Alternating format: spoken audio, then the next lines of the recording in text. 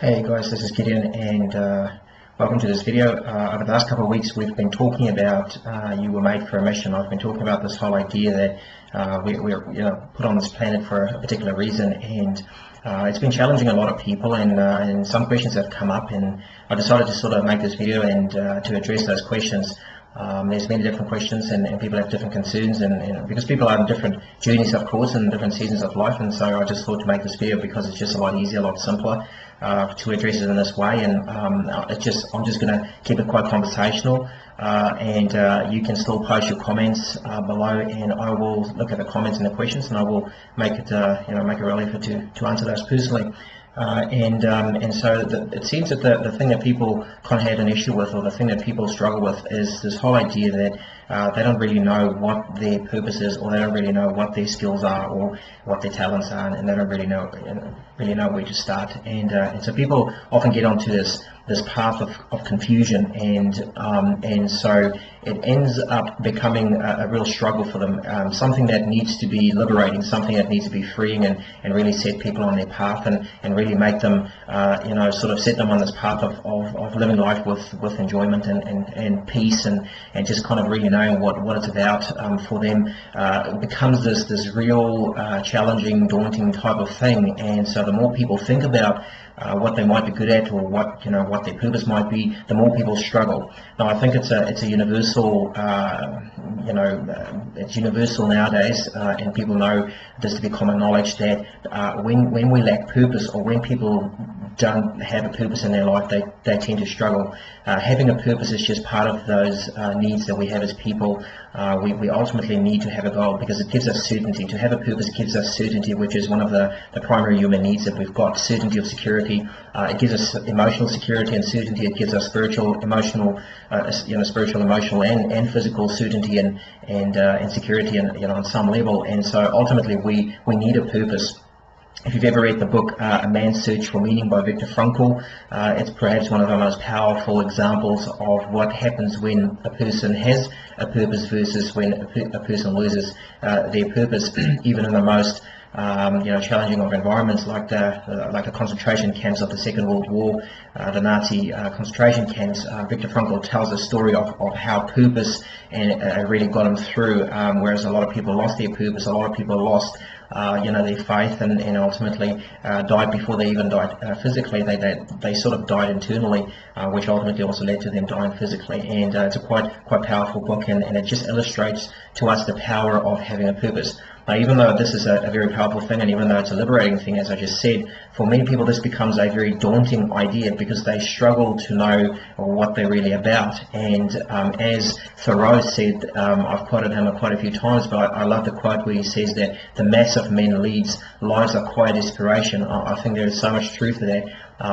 The times that I spent in counselling and partial counselling with people and coaching, still doing quite a bit of coaching, you just often get this sense that people are living those lives of quiet desperation. It's like they're lost. They don't really have purpose. They don't really know what they're about. They have very little self-awareness, very low self-esteem, and so people kind of just they just sort of wing it, and they dabble in life. They kind of just turn up in their days, so to speak. There's no real preparation or focus or any aspirations or desires, or perhaps not spoken, and so people kind of just go from the one day to the other, and they really struggle. And so since I started talking about this whole idea that we were made for a mission, we are made for a mission, to quote Jesus, as he said to his disciples, that as I was sent, I now send you.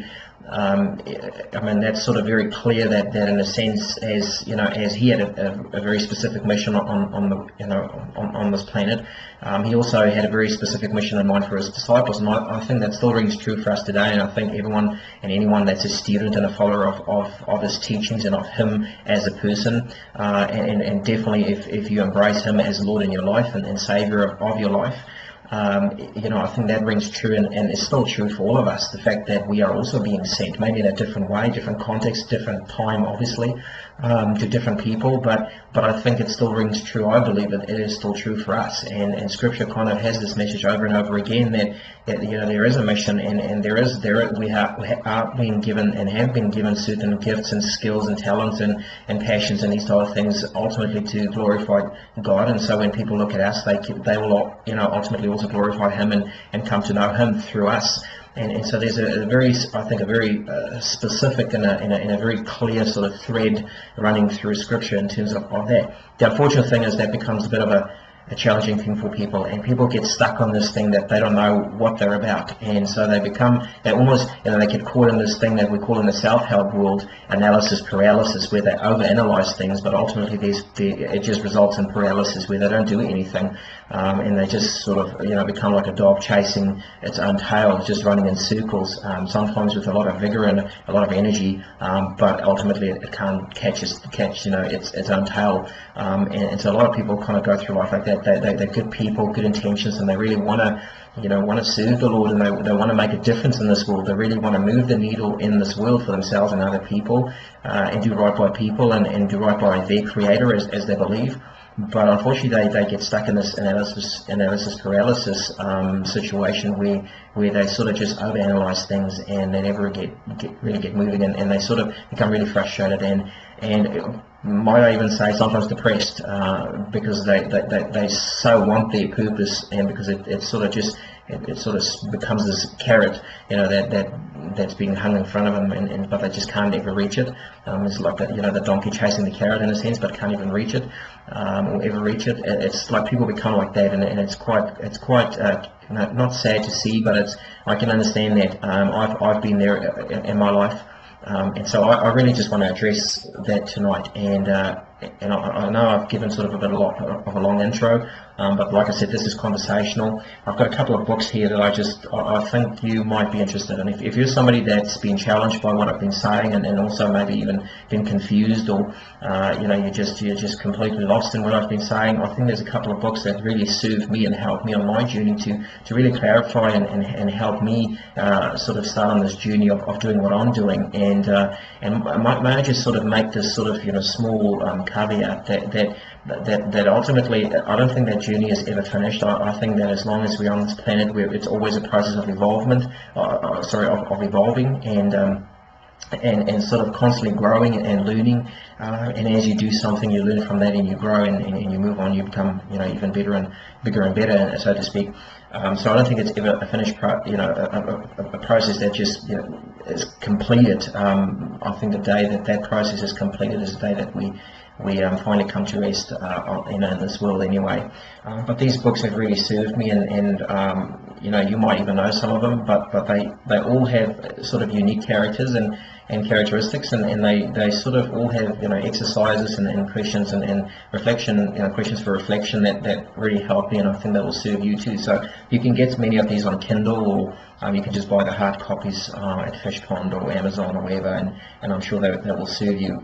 So I'm going to start with one that I have been using and referring to quite a bit over the last couple of weeks, and I've just used some of this information but also changed some of it and added to it. And it's just this book by Rick Warren called Purpose-Driven Life. And we all know it very well, and the thing that's cool about this book is it's sort of broken up into 40 days, and it walks you through 40 days where you reflect on a certain thing per day, so it's quite manageable and it's quite easy, and I quite like it. I've read it a couple of times now, and every time I read it there's something new in it. I also it's got these little exercises at the back of the end of the chapters, and it will really serve you, and I think it breaks it down very nicely. And I think if you're really struggling and you're confused, I would encourage you to try and get this book. This is an award-winning book, and one of the best-selling books of recent years, and I think it will really serve you. It really drills down on this whole idea of purpose. It makes you look at yourself, makes you look at where you come from, your experiences, your stories, your gifts, your talents, and all these type of things, and really sort of help you come up with something that is usable for you and it will serve you. That's the first one, which I think is pretty good. Another one that's got a little bit more meat around the bones, so to speak, is this book by Martha Beck, She's a very known author, and it's called Finding Your Own North Star. Her story itself is very inspirational, and she went through a process where she was just completely lost and was really living a life that she thought her parents wanted her to live, or and she was just living a life that really wasn't fulfilling. And she then, long story short, made some changes and ultimately became this person that helps other people. And and so her whole thing is that she coaches people to help them find their purpose. This book is a book that really guides you into a lot of introspection, finding your own North Star and claiming the life that you're meant to live. I think this book will really complement the purpose-driven life. Like I said, there's a lot more meat around the bones, finer print and more pages, but it really drills down. And I think once you've read this book, you've done the exercises, and many of these exercises she does with her clients, you will look at your life in a completely new way. Very powerful book. I would recommend that you get it. Another book that I love, but I've got the whole course, and I'm a big supporter and fan of this guy, is this book called The Millionaire Messenger by Brendon Burchard, if you can see his name there. Now this guy is actually, he does seminars and that type of thing, and he's got online courses and so on. This is just one of the books, or his book, that you get with some of, when I bought the program, I got the book with it. It's sort of just a condensed version of his program. But basically what Brendon's story is that he's a guy that was in a major car crash, and he got through the car crash and then asked 3 questions that came to his mind. Did I live, did I love, and did I really matter? And those 3 questions became the foundation of basically his, what he calls, experts empire. And he started sharing these 3 questions with people, and people told him to write a book about it, and so he did. I think it's called Life's Golden Ticket, was his original book.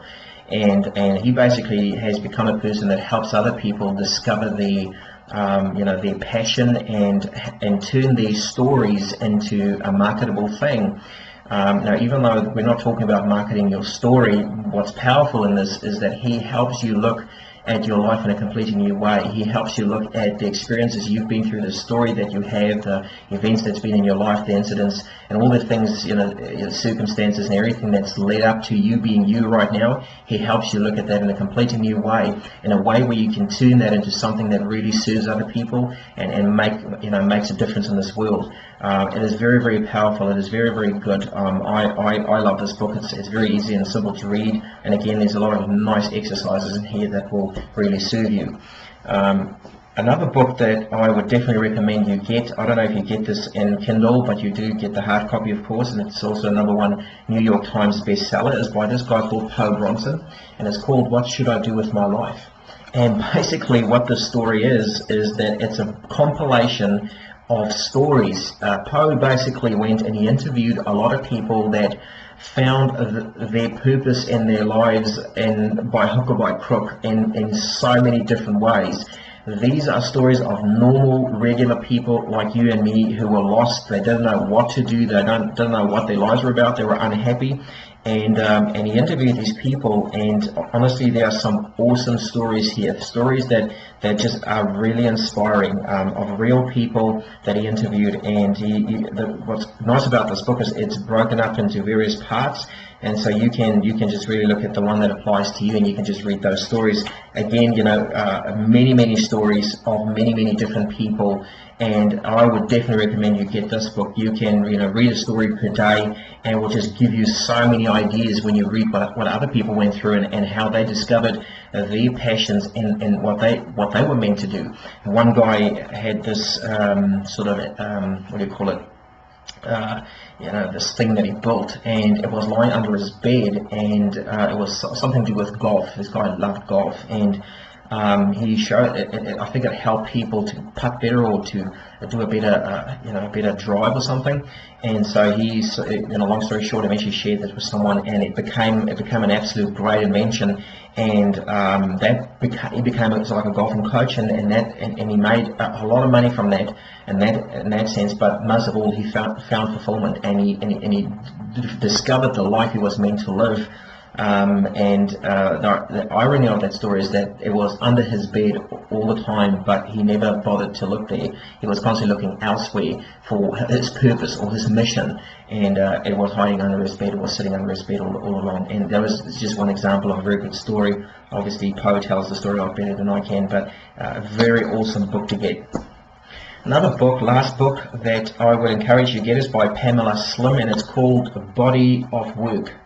And I am actually gonna give you a couple of questions. I think there's about 8 questions in here, or 6 questions in here, and I added 2 questions that I think will sort of help you get started. My intention tonight wasn't just to give you a couple of books to go and read, because that will confuse you even more, I think, but it's to actually help you, to think through you and your process and your life.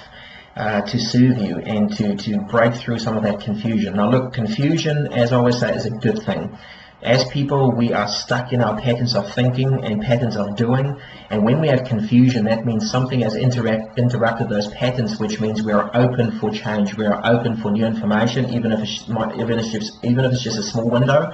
But confusion is a good thing. Don't avoid confusion. Confusion is an awesome ally that will serve your life. So the more you put yourself in situations and places where you feel confused and you feel, it's like your brain's trying to make sense of what's going on, that is a good thing, because it means your brain's expanding, it means your awareness is expanding, and your horizons are in a sense expanding, which makes you open for learning, makes you open for growth, makes you open for transformation, and that's really what this is about. That's really what I'm about. When I share with people every week, it's not about challenging people's beliefs, but it's about, in a sense, expanding their beliefs, and in a sense, interrupting their patterns through scripture, of course, using that, interrupting the patterns that have been running their lives for the last 50 years or 60 years, and allowing them to look at their lives in a new way. That's really what I'm doing. Because really that is what it means to be born again. It's like your patterns being interrupted and something else comes into your life that runs your life, and you look at life and world and everything in life completely differently.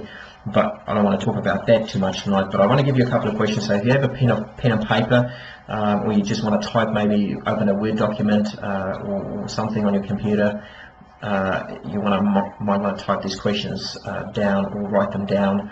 And go spend some time reflecting on them. Now look, even if you're a busy mum or a busy dad and you've got little ones running around, I'm sure you can find a couple of minutes throughout the day somewhere where you can maybe just sit down with a cup of tea and maybe just reflect on one of these questions to sort of help you get rid of that confusion and maybe start thinking about what is it perhaps that you're missing, what is perhaps hiding under your bed, what's perhaps in your closet that you're overlooking, or you're just missing completely. Maybe you've been looking elsewhere and outside so much that the answer is staring you right in the face, but you've been missing it. So these questions might help you with that. So I'm not gonna talk about these questions. I just want to give them to you as in a sense a gift to you that will help you, and hopefully we can catch up in person and you can tell me how you've been going and how these helped you. So one of the questions that Pamela asks in her book, to help people discover their roots, meaning what they're really about, and it's really about reflecting on their experiences and about their, who they are as people, is the first question, which is a powerful question, that is, what do I value? I want you to write that question down. What do I value? And then when you can create some time for yourself, when you just go and sit in that question, what do I actually value? What is truly important to me? And you can break that right down and condense it to the point where it's a one-sentence type thing. Then you're onto the right thing. You kind of you don't want a long explanation. You don't want to you don't want to need a book in a sense to explain what you value. You kind of want to break it right down that I value love, and I value contribution. I value young people. I value families. I value seeing people free. I value seeing people healed and whole and restored in their lives, whatever it might be. But if you can break that right down, and that you're on the right path when that thing that you've written down is actually making your heart beat faster, and you actually when you really go and sit in it and you really feel it with your whole body, and you read it and you really experience it, it will actually make you excited on some level. Now, whether you're doing something with that or in that right now, that's not the point. This is just an exercise in reflection, and to help you, just as a supplement to everything I've been saying over the last couple of weeks. So, what do I value? Is question number one. Number two is, what do I believe? What do I believe? And it could be what you believe about what you value. It could also just be general beliefs, but in a sense, what do you truly believe? If you're somebody that values contribution, then surely you're going to believe that contribution makes a difference in this world, therefore you will contribute. It will be quite weird if you kind of say that you value families, yet you do not believe in the family unit, as an example, or you do not believe in marriage, as an example. That contradiction won't exist. What you believe will tend to support what you value, and again make you excited, make you your heart race a little bit faster. And when you really spend time reflecting on it, it's actually something that you can will make you smile. So what do you believe? Break that right down maybe into a couple of things, and things that are in a sense non-negotiable for you, things that are. And I'm not just talking about religious beliefs. I'm talking about beliefs that really move the needle in your life, beliefs that really defines who you are. That's what I'm talking about. And then the third question is, why do I believe it? Why do I believe those things? It's one thing saying that you believe certain things, but it's just as important to understand why you believe those things. It's easy for me to say that I believe in marriage, for example, and I value healthy families, and so I believe in marriage as being the foundation of it. But why do I believe it? Why do I believe it? Well, one of the big beliefs is because I experience it, and I've experienced it, and I experience it every day, is that when you have a healthy marriage, it just makes parenting a lot easier, it makes everything else a lot easier. That could be my answer. And so why do you've got to be very clear on why you believe what you believe, and like I said last week at our meeting, don't just perpetuate beliefs of your parents. Don't just perpetuate ideas and perceptions that your mums pick up from your grandmother, and your grandmother from your great-grandmother. Actually become very clear on why you believe those things. Question number 4 is, whom do I care deeply about serving? And again, you want to be very concise in terms of that answer. If you say I want to serve everyone, that is great, and most people that do have a serving heart will have that answer. But in terms of you discovering your mission, in terms of you discovering your purpose and zoning right in and spending your valuable time making a difference in this world, you want to be very clear about whom it is that you love serving, whom it is that you want to serve. With what you know and your experiences. So the more specific you can be about that, the more it'll serve you. Question number 5 is, why do I care about serving them? Again, the question why. It's one thing saying whom you want to serve, but unless you have very compelling reasons, you will run out of energy when the going gets tough or when you struggle to do it. See, when you're really passionate about something, or when you really have a belief that this is a group of people or people that you need to serve, it doesn't matter whether one shows up or two shows up or nobody shows up. You'll just keep going, because that is who you are. That's how your heart ticks, in a sense. And so being very clear about why do you care about serving those specific people is a very important question to consider and to reflect on. Question number 6 is, what drives me to act?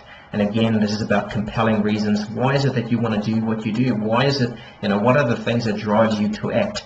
For example, if you see injustice being done to children, that could be something that just puts lights a fire under you, so to speak, and just compels you to act. You don't think twice. You will move mountains. You will run through walls. Make things happen in order to act. So what drives me to act? It's a very important question to reflect on, and it also gives you a very good idea and insight into what makes you tick and what you're about. Now, I want to add 2 questions to the 6, and the seventh question is, what is the cost of not acting? So number 6 was, what drives me to act? But number 7 is, what is the cost of me not acting? See, many people are perhaps very clear on what drives them to act, and whom they want to serve, and why they want to serve, and what's important, and what they value, and what they believe. But many people just, they live with apathy. They just, inaction. There's just nothing, and they've got all these stories that they tell themselves and other people of why they can't act. They're busy, or they don't have enough money, or they've got too much money, or they're busy in their business and they can't really do their things.